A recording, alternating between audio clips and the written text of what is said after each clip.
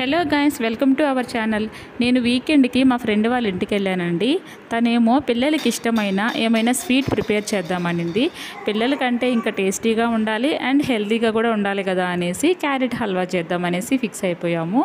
దీనికోసం పీల్ చేసి పెట్టుకున్న 1 kg క్యారెట్, ఒక బీట్రూట్, కొంచెం నెయ్యి, బెల్లం పౌడరు, యాలకులు, ఒక గ్లాస్ మిల్క్, ఎండు ద్రాక్ష, జీడిపప్పు, pumpkin seeds, sunflower seeds and బాదాం తీసుకున్నామండి.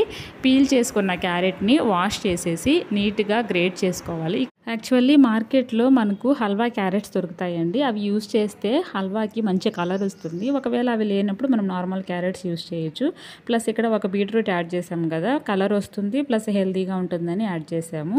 ఇక్కడ గ్రేట్ చేసి పెట్టుకున్న క్యారెట్కి 1 గ్లాస్ మిల్క్ యాడ్ చేసుకొని ప్రెషర్ కుక్కర్లో పెట్టేసుకోవాలండి. 3 విజిల్స్ వచ్చేంత వరకు మనం కుక్కర్లో ఉంచుకోవాలి.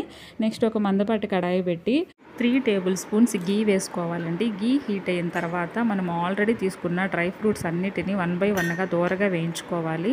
కొంతమంది కొన్ని టేస్ట్ చేయడంలో చాలా ఎక్స్పర్ట్గా ఉంటారు కదండి. అలాగే మా ఫ్రెండ్ కూడా క్యారెట్ హల్వాని చాలా బాగా ప్రిపేర్ చేస్తుంది. తన చేతి మహిమో ఏంటో కానీ తను ఎన్నిసార్లు చేసినా క్యారెట్ హల్వా చాలా అద్భుతంగా అండ్ టేస్టీగా ఉంటుంది.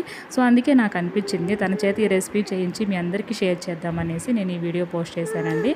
అండ్ ఇప్పుడు మనం ఆల్రెడీ ఉడికించుకున్న మిల్క్ విత్ క్యారెట్ని సేమ్ కడాయిలోకి వేసేసుకోవాలండి. ఈ నెయ్యిలోనే వేసుకొని ఆల్రెడీ ఈ క్యారెట్ ఉడికినప్పుడు వాటర్ అనేది రిలీజ్ అయి ఉంటుంది. ఈ వాటర్ అనేది చక్కగా ఇనికిపోయేంత వరకు కూడా ఈ క్యారెట్ హల్వాని నెయ్యిలోని ఉడికించుకోవాలండి. తర్వాత మూత తీసి చూసిన తర్వాత మనకు చక్కగా ఉడికిపోయి ఉంటుంది. ఈ టైంలో మనం బెల్లం పౌడర్ని యాడ్ చేసుకోవాలి. మీరు షుగర్ అయినా యాడ్ చేసుకోవచ్చు, లేదా షుగర్ పౌడర్ అయినా యాడ్ చేసుకోవచ్చు. మేమైతే ఇక్కడ పిల్లలకు హెల్తీగా ఉంటుందనేసి బెల్లం పౌడర్ యాడ్ చేసాము. ఇది మిల్క్ పౌడర్ అండి, టోటల్లీ ఆప్షనల్. మీ దగ్గర ఉంటే వేసుకోండి, లేదంటే లేదు. 2 టేబుల్ స్పూన్స్ మిల్క్ పౌడర్కి కొంచెం వాటర్ మిక్స్ చేసి మేము ఇందులో యాడ్ చేసుకున్నాము. అండ్ ఒకవేళ ఇది లేకపోతే పచ్చి కోవా కూడా మీరు యాడ్ చేసుకోవచ్చు అండి, అది కూడా చాలా టేస్టీగా ఉంటుంది. అది కూడా లేకపోతే స్కిప్ చేసేయండి, నో ఇష్యూ. ఫైనల్గా ఇలాచీ పౌడర్ని క్యారెట్ హల్వా పైన గార్నిష్ చేసేసుకోవాలి. కొంచెం సేపు మూత పెట్టేసి అందులో ఉన్న వాటర్ అంతా ఇంకిపోయేంత వరకు మనం దీన్ని ఉడికించుకోవాలండి. ఫైనల్గా మనకి క్యారెట్ హల్వా అయితే రెడీ అయిపోయింది. ఆల్రెడీ మనం దూరగా వేయించుకున్న ఈ డ్రై ఫ్రూట్స్ అన్నిటిని కూడా క్యారెట్ హల్వా పైన గార్నిష్ చేసేసుకోవాలి.